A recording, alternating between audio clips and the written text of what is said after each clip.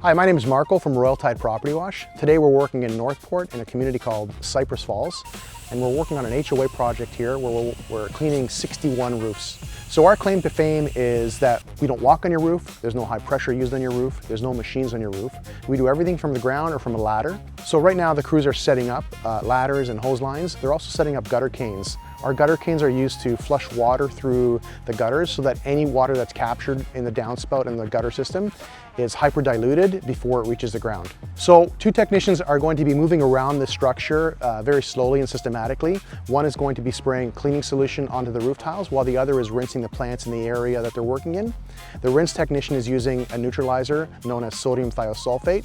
This neutralizes any runoff that comes off of the roof, any overspray. At the same time, it also adds some fertilizer to your plants in that same process. We can generally clean somewhere between 8 and 12 roofs a day. We move very quickly, very efficiently and systematically through the property so they're not disruptive to homeowners. We basically come in, wash the roof. Each roof takes about an hour. That's with full neutralization, full cleaning. When we're done, it's completely clean and the homeowner can then enjoy their home for another 3 to 4 years.